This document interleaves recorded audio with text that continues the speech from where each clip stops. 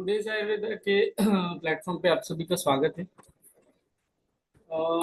आज का ये जो लाइव सेशन है फॉर द टॉपिक पैथोलॉजी, आज थोड़ी सी देर में चालू करने वाले हैं।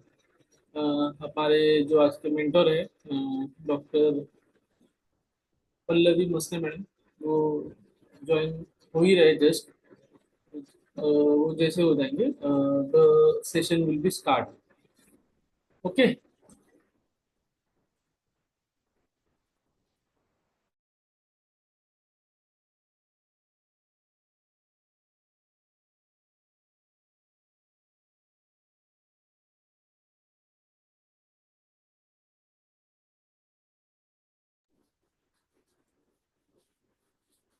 मैडम आ गए हैं।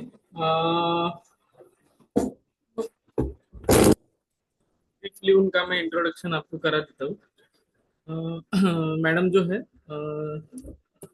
सी is currently master degree MD उन्होंने किया है पैथोलॉजी, मतलब रोग निदान और विकृति विज्ञान, ये विषय में। And वो करंटली अपना जो खुद का ओपीडी है वो चलाते हैं एट बॉम्बे। तो थोड़ी ही देर में मैं उनको कोशिश करूंगा कि वो अपना स्क्रीन शेयर करें और आज का जो टॉपिक है वो चालू करें। मॅडम तुम्ही स्क्रीन शेअर केली तरी चालेल। Pallavi madam, am I audible? Yes sir. हा, तुम्ही स्क्रीन शेअर करी तरी चालेल, मी आता व्हिडिओ बंद करतोय। ठीक आहे सर, चालेल. करता येते स्क्रीन शेअर? हो हो. हो, करा।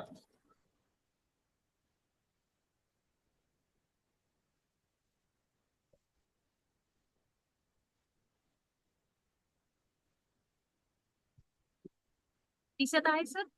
हा, एक मिनिट लोड होते। हा, दिसते दिसते।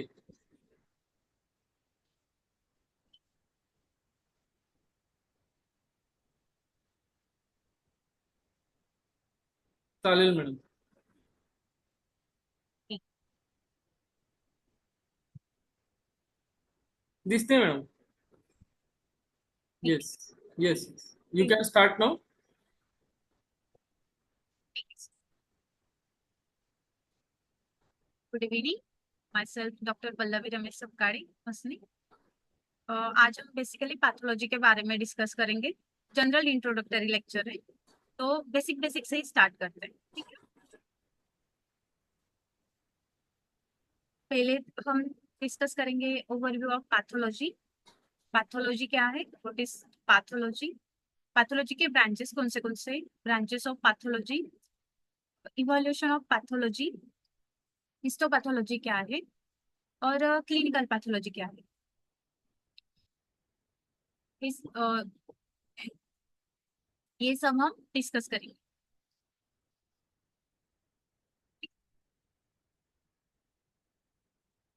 पैथोलॉजी क्या है कि pathology is the study of nature of disease including there causes, mechanism and effect on the body.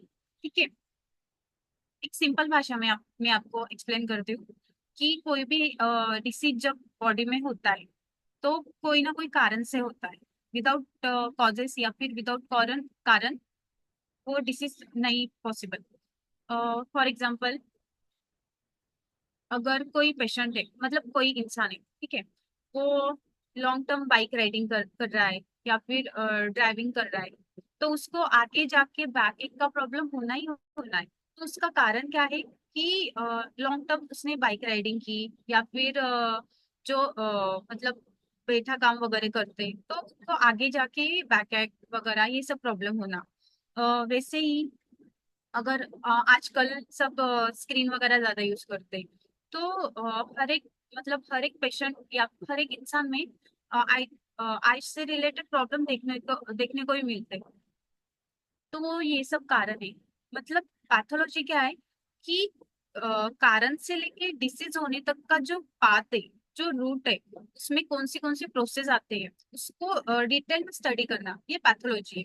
और उसकी बेसिकली शुरुआत होती है कारण से, फिर कारण, उसके बाद उसका मैकेनिज्म कैसे बॉडी में होता है, और उसके बाद उसका इफेक्ट क्या होता है बॉडी में।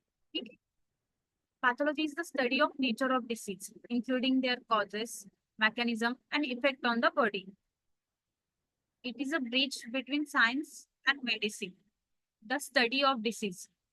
मतलब अगर हम डिसीज स्टडी कर रहे तो बेसिकली उसके कारण, फॉर एग्जांपल अगर ओस्टियोपोरोसिस हो रहा है पेशेंट को, तो उसने यंग एज में ऐसा कुछ आहार विहार किया होगा, फिर आगे जाके उनको बुढ़ापे में वो सब ओस्टियोपोरोसिस वगैरह, मतलब अस्थि क्षय, अस्थियों की जीज होना, ये सब डेवलप होता है। तो वो स्टडी जो है डिसीज का पूरा उसके रूट से लेके उसके होने तक, उसे कहते हैं पैथोलॉजी।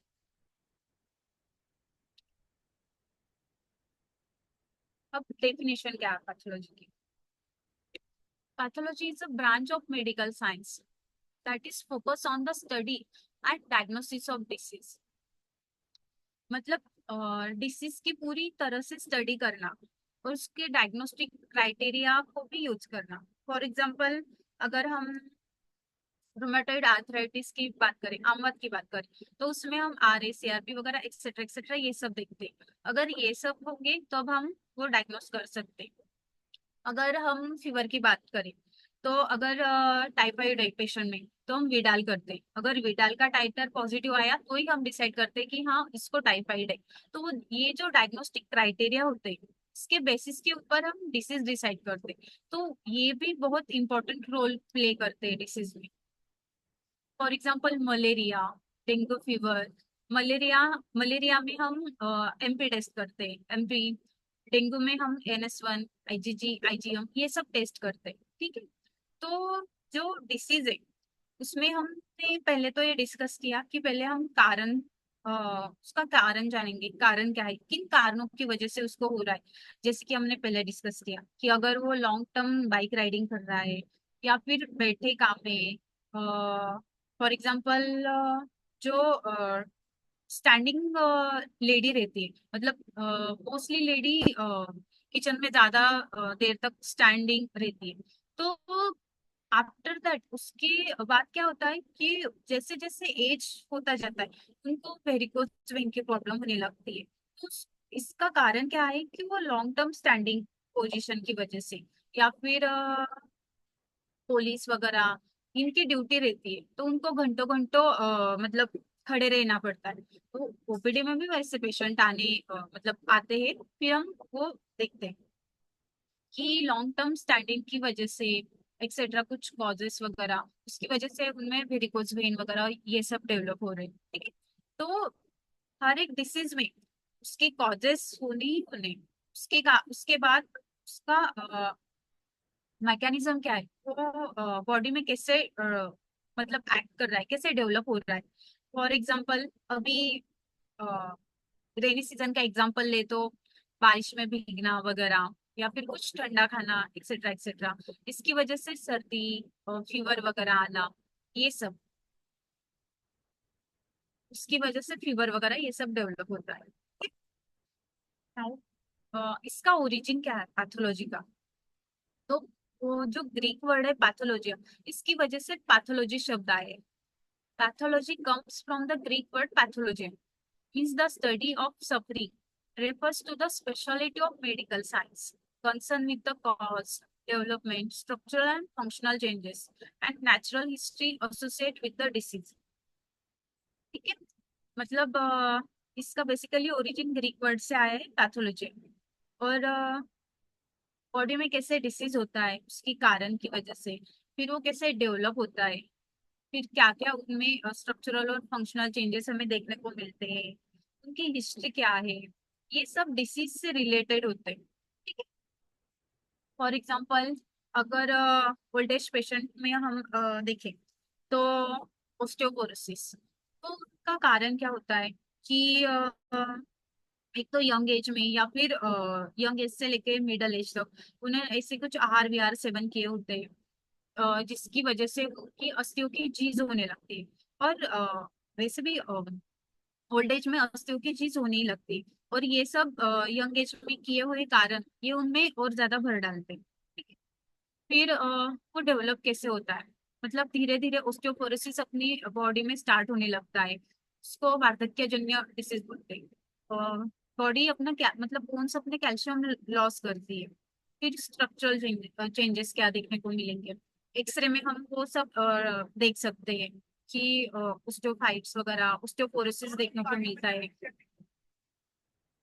ग्राफ वगैरह रेड्यूस होती है दोनों स्पाइन की। और अगर ये सब ठीक है, और नेचुरल हिस्ट्री, ये बहुत इंपॉर्टेंट है। नेचुरल हिस्ट्री, कोई भी अगर आप डिसीज देख रहे हो तो उसमें हिस्ट्री लेना मस्ट है। ठीक है, विदाउट हिस्ट्री हम डिसीज तक नहीं पहुंच सकते। ये सब तो हो गया कि कॉजेस क्या है, डेवलपमेंट क्या है, स्ट्रक्चरल और फंक्शनल चेंजेस क्या होता है, जैसे कि एक्सरे वगैरह, सीटी, एमआरआई, ये सब हम चेंजेस इनमें ये सब चेंजेस वगैरह हम सब देख सकते हैं। ठीक है, और फिर हिस्ट्री क्या है। फॉर एग्जाम्पल, कोई पेशेंट है वो स्मोकिंग कर रहा है तो स्मोकिंग की वजह से उसको लंग कैंसर या फिर ये सब बाकी चीजें डेवलप ही होती है। स्मोकिंग, अल्कोहल वगैरह, ये सब ये आगे जाके पेशेंट को डिसीज कॉज करती है। फॉर एग्जाम्पल लंग कैंसर वगैरह एक्सेट्रा एक्सेट्रा। जो स्मोकिंग है ना, स्मोकिंग एक्सेट्रा और बाकी कुछ कॉजेस अपनी बॉडी में एंटी ट्रिप्सिन नाम का प्रोटीन रहता है। तो ये प्रोटीन क्या करता है, बॉडी में जो वॉल्स है अपने लंग्स की या फिर वेन्स वगैरह है, इनमें वो प्रोटीन की मात्रा को कम करने को मतलब कम करता है। तो उससे क्या होता है कि ये जो मतलब नॉर्मली वेन्स की या फिर लंग्स में जो एल्वेोलर वगैरह है, तो उनकी जो एक कैपेसिटी रहती है कि वो रिगेन नहीं होती। तो इनकी ये अल्फा वन एंट्रीट्रिप्सिन नाम की डेफिशिएंसी की वजह से ये अपना लॉस कर लेती है, इलास्टिसिटी लॉस कर लेती है। तो ये सब कॉजेस वगैरह है। ठीक है, अब आपको पेशेंट को पूछना चाहिए, आप स्मोकिंग करते हो क्या, आप अल्कोहलिक हो क्या, टोबैको चिविंग इसका भी कैंसर, माउथ का कैंसर वगैरह एक्सेट्रा एक्सेट्रा, ये सब कॉज है डिसीज डेवलप करने के लिए। तो हिस्ट्री मोस्ट इम्पोर्टेंट है। फॉर एग्जाम्पल प्रेगनेंसी, अगर यंग मतलब मैरिड है तो ठीक है, बट अनमैरिड है तो उसमें प्रॉब्लम होता है, फिर वो मेडिकल लीगल एक्शन वगैरह ये सब। तो हिस्ट्री, हर एक पेशेंट में हिस्ट्री उतनी इम्पोर्टेंट है जितनी ये सब point, causes, development, structural and functional changes, और ये लास्ट में हिस्ट्री। ठीक है, तो ये सब मिलके डिसीज कॉज करते हैं। ठीक है, आगे की स्लाइड के ऊपर जाएंगे।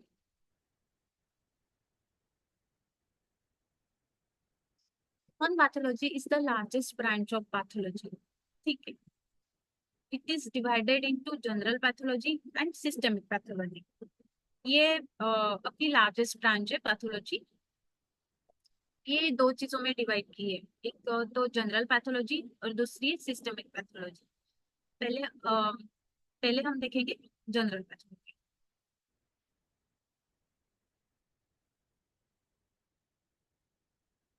जनरल पैथोलॉजी, इसमें क्या होता है कि it deals with the general principle of disease. मतलब जनरल प्रिंसिपल जो बेसिकली कॉमन कॉमन चीजें से डिसीज वगैरह होता है, तो जनरल पैथोलॉजी होती है। ठीक है, सिस्टमिक पैथोलॉजी, सिस्टमिक पैथोलॉजी में क्या होता है, it deals with the study of disease pertaining to specific organ and body system and body system। Systemic pathology में क्या होता है कि ये एक ऑर्गन ऑर्गन को रिलेटेड करती है। For example, for example respiratory system को अफेक्ट करके, सर्कुलेटरी सिस्टम को अफेक्ट करके, डाइजेस्टिव सिस्टम को अफेक्ट करके, एक्सक्रीटरी सिस्टम को अफेक्ट करके, ये सब सिस्टमिक पैथोलॉजी में आए।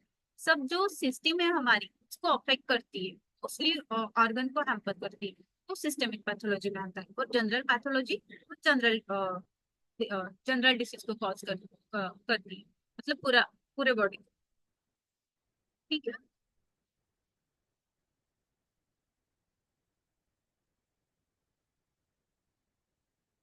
आगे ब्रांचेस ऑफ पैथोलॉजी, इसमें डिवाइड किए हुए हैं एनाटॉमिकल पैथोलॉजी, मॉलिक्यूलर पैथोलॉजी और क्लिनिकल पैथोलॉजी। अब पहले तो हमने ये देख लिया कि पैथोलॉजी क्या है, ठीक है, डिसीज डेवलप होने में उसका क्या रोल होता है। अब वो पैथोलॉजी में भी उसके ब्रांचेस है। एक तो एनाटॉमिकल, मतलब एनाटॉमिकली कुछ डिफेक्ट है क्या, एनाटॉमिकली कुछ प्रॉब्लम है क्या, वो सब हम देख सकते हैं एनाटॉमिकल पैथोलॉजी। मॉलिक्यूलर पैथोलॉजी मतलब ये डीप लेवल, मॉलिक्यूलर लेवल तक जाके हम उसको स्टडी करके डिसीज में मतलब क्या एक्चुअल क्या प्रॉब्लम है, ये सब देख सकते हैं। और लास्ट में क्लिनिकल पैथोलॉजी, इसमें क्लिनिकली हम सब एक्सप्लेन मतलब डिस्कस करके देख सकते हैं।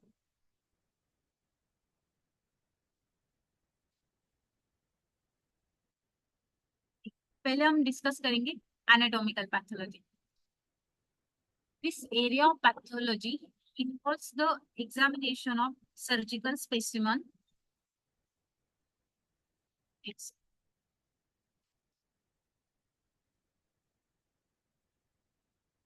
Wait a second.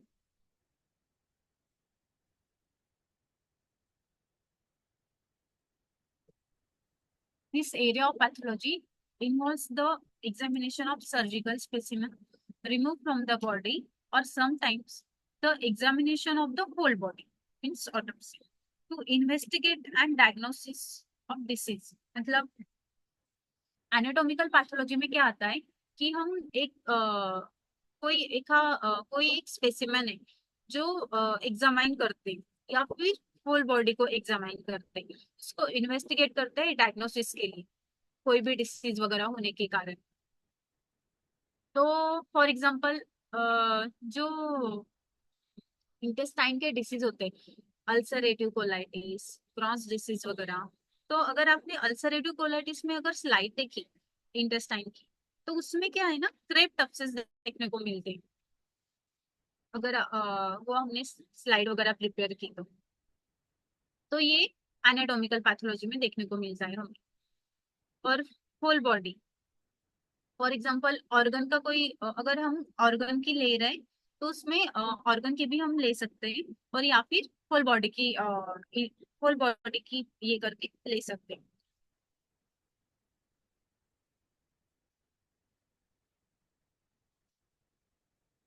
इसमें gross anatomical makeup of the sample, microscopic appearance of cell, chemical signature in the sample, immunological markers present in the cell, molecular biology of the cells, organ, tissue, and sometimes whole body.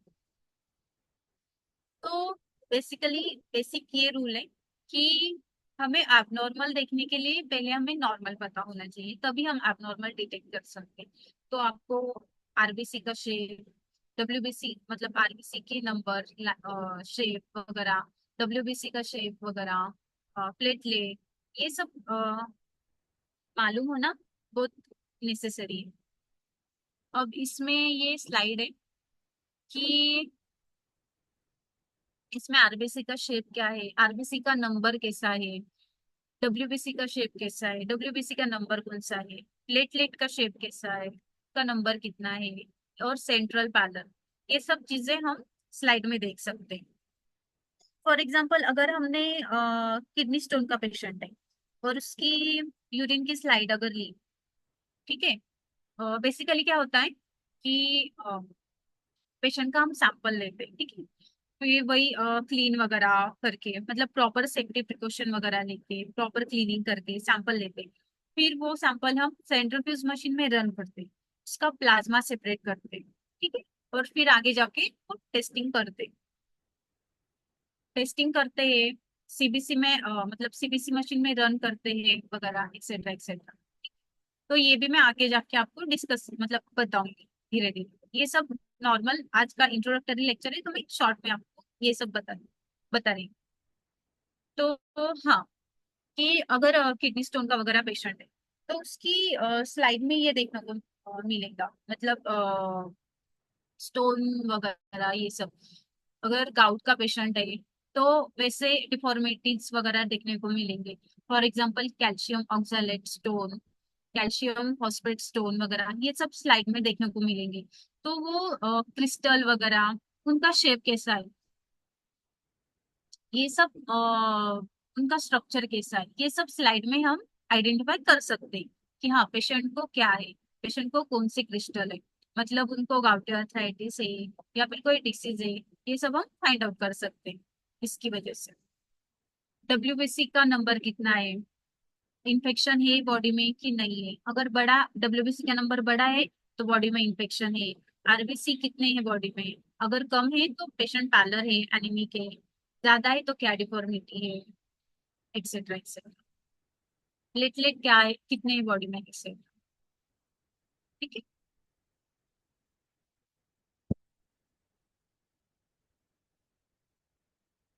Anatomical pathology is further classified into subspecialty. Example which include surgical pathology. This involves the examination of specimen obtained during surgery, such as breast lump biopsy obtained during mastectomy. अब surgical anatomical pathology में आता है surgical pathology.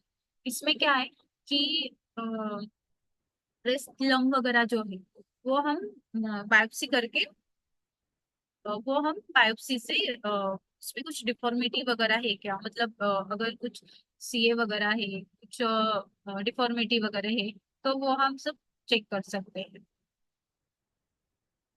With the help of biopsy.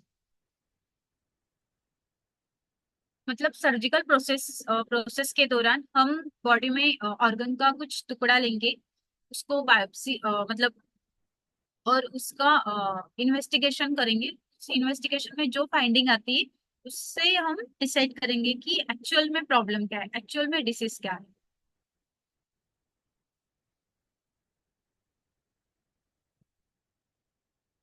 Next आता है histopathology.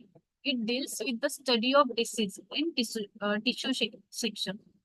This refers to the examination of cells under a microscope after they have been stain with the appropriate dye.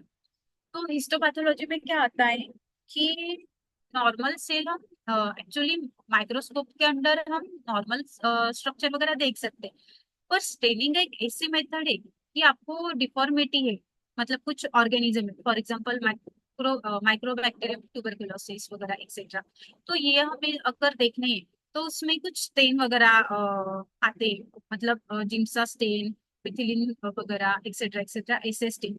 तो उससे क्या होता है ना, अगर सादी भाषा में आपको बोलूं तो ये कलर ट्रांसपोर्ट करता है, मतलब जो बैक्टीरिया वगैरह है वो ग्रीन दिखेंगे या फिर ब्लू दिखेंगे, और बाकी का जो मतलब उसके पीछे का जो बैकग्राउंड है वो वाइटिश दिखेगा। अभी ये देखिए ये स्लाइड में ये दिखा है, एक बैक ये बी वाली नॉर्मल सेल है, ठीक है, ये नॉर्मल सेल है और इसको हमने स्टेन किया है, तो जो स्टेन किया है वो पर्पल, आफ्टर स्टेनिंग वो पर्पल कलर के ये दिख रहे हैं और वो बैकग्राउंड वाइट दिख रहा है।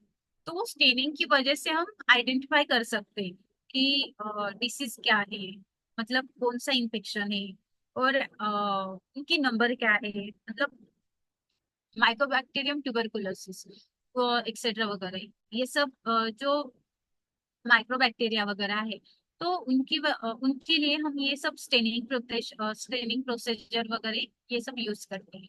तो with the help of this ये हमें और आइडेंटिफाई करने को हेल्प करते हैं कि नंबर कितने हैं, ये एक्चुअल में है या फिर कुछ सिमिलर स्ट्रक्चर है। Light microscopic images of Giemsa stain, ये जिम्सा स्टेन की इमेजेस है ऑफ रेड ब्लड। ये जो ए वाली ये है वो red blood blood cells infected by mature stage, ये इन्फेक्शन वाली स्टेज है। और जो दूसरी ये जो बी पार्ट में आप देख रहे हो वो non infected red blood cells है।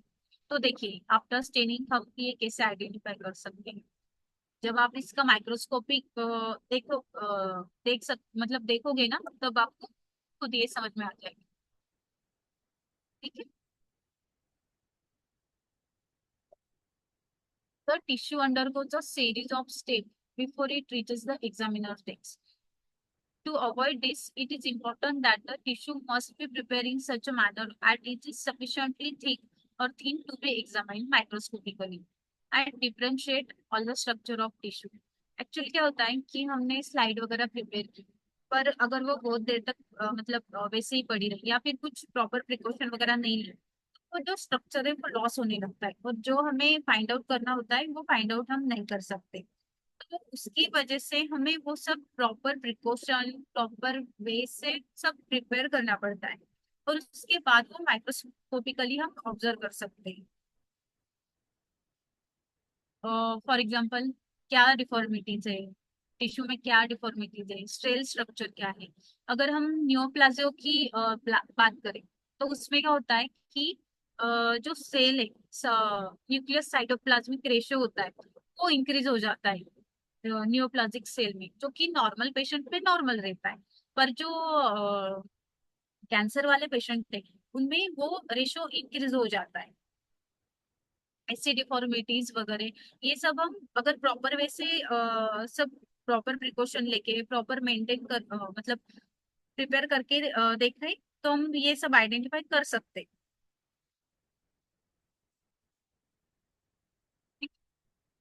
प्रॉपर स्ट्रक्चर क्या है टिश्यू का, मतलब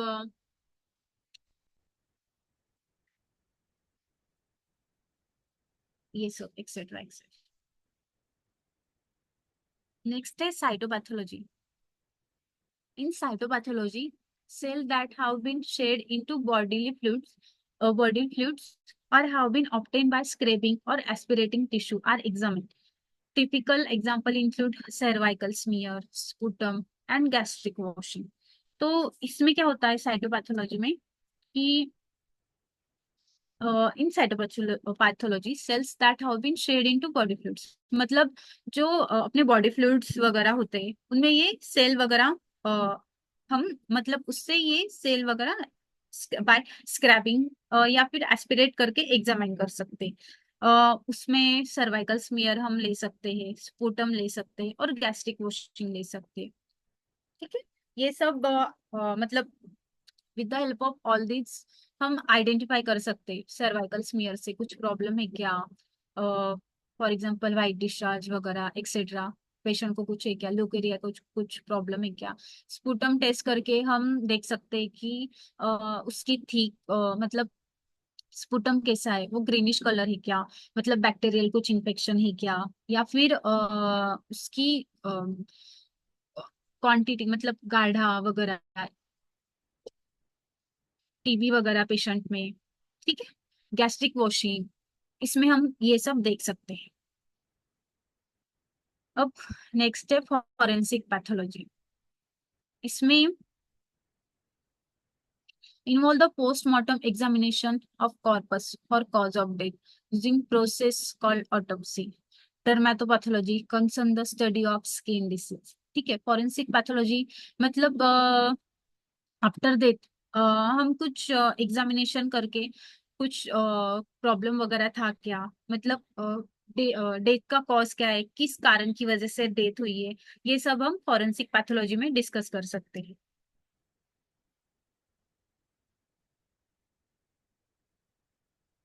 ठीक है,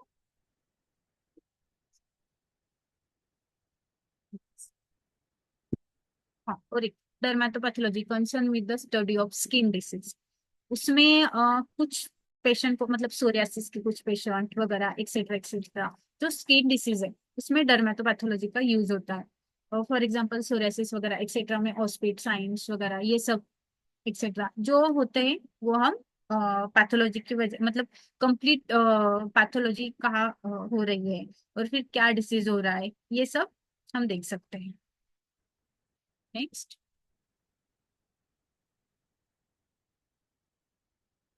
immunology or immunopathology refers to the study of human system disorders such as immunodeficiency, organ transplant, rejection, and allergies. Hematology or hematopatology concern the investigation and diagnosis of blood disease. ठीक है, immunology और इम्यूनोपैथोलॉजी, इसमें क्या होता है कि हम अगर किसी पेशेंट में देखें अगर ऑर्गन ट्रांसप्लांट वगैरह किया तो किसी किसी पेशेंट में एलर्जिक रिएक्शन वगैरह होती है, तो वो सब देखना वो इम्यूनोपैथोलॉजी के अंडर आता है। कुछ डिफॉर्मिट कुछ डिसऑर्डर वगैरह ऑर्गन ट्रांसप्लांट करने के बाद, या उस पेशेंट में इसकी वजह से कुछ रिएक्शन वगैरह आती है, कुछ एलर्जी वगैरह होती है, तो ये सब हम इम्यूनोपैथोलॉजी में स्टडी करेंगे। हेमेटोलॉजी और hematopathology concern the investigation and diagnosis of blood disease. मतलब हिमेटोपैथोलॉजी में आते हैं, हिमेटोपैथोलॉजी में ब्लड के डिसीज आते हैं। For example sickle cell anaemia, अपने WBC का कुछ डिफॉर्मिटी, मतलब ल्यूकोमी ल्यूके ल्यूकेमिया वगैरह एक्सेट्रा, ये सब थैलेसीमिया। ठीक है, जो भी सारे ब्लड डिसीज है वो सब हिमेटोपैथोलॉजी के अंडर आते हैं। ठीक है, क्लिनिकल पैथोलॉजी। अब क्लिनिकल पैथोलॉजी में क्या आता है? This branch of pathology involves the laboratory analysis of body fluids such as blood, urine, or cerebrospinal fluid and body tissue for the diagnosis of disease. Some of the main subspecialty of clinical pathology include, ठीक है, इसमें clinical pathology में पहले हम इसके बारे में discuss करेंगे। इसमें क्या आता है कि हम क्लिनिकली क्या देख रहे हैं। फॉर एग्जांपल ब्लड की हम स्लाइड वगैरह प्रिपेयर कर रहे हैं, उसमें क्या देख रहे हैं। यूरिन की स्लाइड प्रिपेयर करके हम क्या देख रहे हैं, सेरेब्रोस्पाइनल फ्लूइड का एग्जामिनेशन करके। पहले हम ब्लड के बारे में डिस्कस करेंगे। ठीक है, तो वो नॉर्मली वैसे ही कि हम RBC देखेंगे, उसका शेप साइज नंबर, WBC का same shape size number, patient को ल्यूकेमिया है क्या, मतलब एक्सेट्रा कुछ ब्लड की डिफॉर्मिटी है क्या। अगर यूरिन के बारे में हम देखेंगे तो यूरिन में अगर RBC है, normal 1 to 2 HP of RBC present रहती, पर उससे ज्यादा है क्या, तो उसके अगर उससे ज्यादा हुई यूरिन में तो उसका कारण क्या है। पेशेंट को हिमैचुरिया है क्या, कई बार एक्सक्यूज मी पेशेंट मॅडम. को स्टोन की वजह। Yes sir. 3 मिनिटं 35 सेकंद उरले, काही असतील बाकी तर स्लाइड आपण नंतर घेऊया. ठीक है सर। तुमचं आता एखादी स्लाइड घ्या, नंतर आपण पुढच्या लेक्चरला कंटिन्यू करूया. ओके. ठीक है सर। चालेल, एखादी स्लाइड घ्या म्हणजे ती 3 मिनिटात होऊन जाईल असं. ठीक है सर। क्लिनिकल पैथोलॉजी में ब्लड, यूरिन या सेरेब्रोस्पाइनल फ्लूइड या फिर बॉडी टिश्यू, ये सब हम एग्जामाइन करके क्लिनिकली एग्जामाइन करके हम डिसीज तक पहुंच सकते हैं। ठीक है। Chemical pathology same blood, serum, urine वगैरह etcetera. Molecular pathology, in short molecular pathology में हम मॉलिकुलर लेवल तक जाके क्या एक्चुअल में डिफॉर्मिटी है ये सब देख सकते हैं। नो एप्लीकेशन ऑफ पैथोलॉजी, उसके क्या क्या एप्लीकेशन है। सबसे पहले हम डायग्नोस कर सकते हैं डिसीज को, रिसर्च कर सकते हैं। उस अगर डिसीज प्रॉपर डायग्नोस हुआ तो ही हम ट्रीटमेंट कर सकते हैं, और मतलब प्रॉपर डायग्नोसिस हुआ उसके बेसिस पे ही हम ट्रीटमेंट दे सकते हैं, और फिर उस आगे जाके उसको प्रिवेंशन कर सकते हैं कि आप ये मत करो एक्सेट्रा एक्सेट्रा। ठीक है, तो सबसे पहले पैथोलॉजी मतलब समझ में आना बहुत जरूरी है, और उसको प्रॉपर तरीके से डायग्नोस करना। ठीक है, इम्पोर्टेंस ऑफ पैथोलॉजी क्या है। ये हमें डिसीज का मैकेनिज्म, डायग्नोस्टिक टेस्ट, ट्रीटमेंट, ये सब एक्सेट्रा एक्सेट्रा, ये सब हमें डिसीज के बारे में कुछ एक ओवरव्यू देती है। इससे हम ट्रीटमेंट वगैरह प्रॉपर तरीके से कर सकते हैं, प्रॉपर इन्वेस्टिगेट करके, प्रॉपर डायग्नोसिस करके। ठीक है, थैंक यू।